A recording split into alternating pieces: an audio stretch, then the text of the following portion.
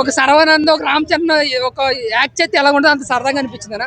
Cinema అంతా కూడా story పక్కన పెడితే సరదాగా సంక్రాంతికి వస్తుంది అలాగే మా ఫ్యామిలీ అంటే కామెడీకి వెళ్ళిపోయింది. ఈ సినిమా కూడా అలా కామెడీకి వెళ్ళిపోయింది. కొన్ని సీన్ అయిన తర్వాత కూడా కామెడీ చేపిస్తారు ఈ సినిమాలో. ఆయన కోపంగా కానీ చిరంజీవి కామెడీ టైమింగ్ మాత్రం ఈ గతవత సినిమాలతో పోలిస్తే చాలా లాంగ్ గరణ మొగుడు ఎముక మొగుడు ఈ టైప్ ఆఫ్ కామెడీ టైమింగ్ అనమాట. సో నా వరకు చూస్తే Shankar Varaprasad one of the main reason long run movie block buster అంతే.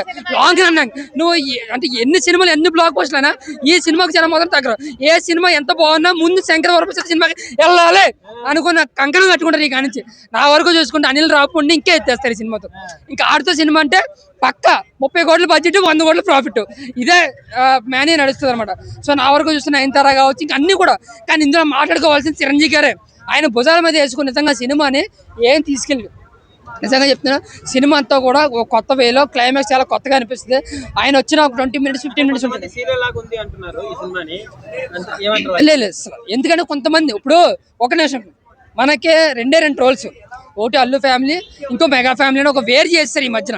కానీ వాళ్ళందరూ కలిపే ఉన్నారు. దానివల్ల ఏంటంటే సినిమా బాగుంటే బాగోలేదని నిజంగా బాగోపోతే చెత్తగా ఉందని అలా మనం ఏదంటే అది సినిమా ఎలా ఉంటే దానికి దిగసారి చూపిస్తున్నారు. కానీ ఎక్కడా లేదన్నా ఎప్పుడు ఒకటి ఓన్గా చెప్తున్నాను ప్రతి ఒక్కరు సినిమాని బాగాలేదు అన్నా సరే చూడటం మాత్రం మానరు. ఎందుకంటే సినిమా అంత బాగుంది ఎప్పుడు మాటలు నమ్మరు. ఏది నమ్మరు నువ్వు రాసి రివ్యూలు చూసి వెళ్తారా జనాలు వెళ్ళరు కదా. ఏదో చూపు చూస్తారు అంతే. ఎన్ని సినిమాలు పబ్లిక్ టాక్తో 100 కోట్లు 200 కోట్లు సాధించలేదు. సో నా వరకు చూసుకుంటే సంక్రాంతికి వస్తుంది తర్వాత మళ్ళీ బ్లాక్ బస్టర్ అనిల్ రావుడికి మళ్ళీ 9వ hit triple hattrick super. Thank you.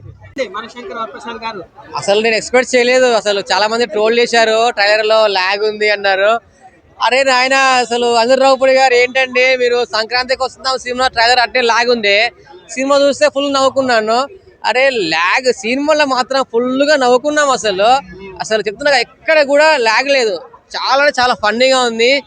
అసలు ఫ్యామిలీ ఎంజాయ్ చేయాలంటే సంక్రాంతికి ఈ సినిమానే. చిరంజీవి గారిని మాత్రం ఒక ఎంగేజ్ లుక్ లో చూపించారు.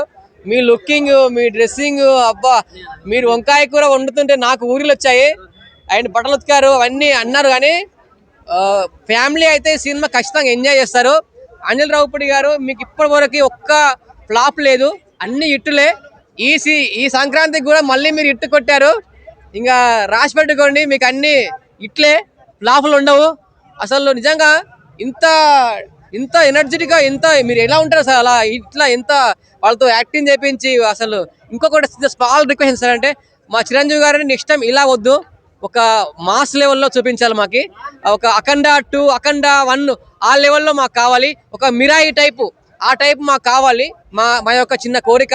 ఎందుకంటే ఫ్యామిలీ మూవీస్ అన్నీ అయిపోయినాయి సార్. మీరు ఒక ఆ రేంజ్లో కూడా చూపించాలి మాకు. ఎందుకంటే బాల్తేరి అని కొంచెం అలా ఉండాలి మూవీస్. చాలా బాగుంది, నీట్గా ఉంది. నేనైతే ఫుల్గా నవ్వుకున్నాను, ఫుల్ ఎంజాయ్ చేశాను. Thank you so much Anil Ravipudi గారు. ఒకసారి మీరు కనిపిస్తే మాత్రం అయితే మీకు దండేస్తాను సార్. ఎందుకంటే అంత బాగుంది. మీకు గుడికని తప్పలేదు సార్. మా కోసం నవ్విస్తున్నారు. నవ్వుతే అన్ని రోజులు పోతాయి. కానీ ఈ సినిమా అందరూ టెన్షన్స్ ఉన్న వాళ్ళు ఫ్యామిలీ బాగా ఉన్న వాళ్ళు వచ్చి సినిమా చూడండి. చూస్తే మాత్రం అయితే ఫుల్గా నవ్వుకుంటారు, ఫుల్గా ఎంజాయ్ చేస్తారు. ఇది పక్కా రాసి పెట్టుకోండి.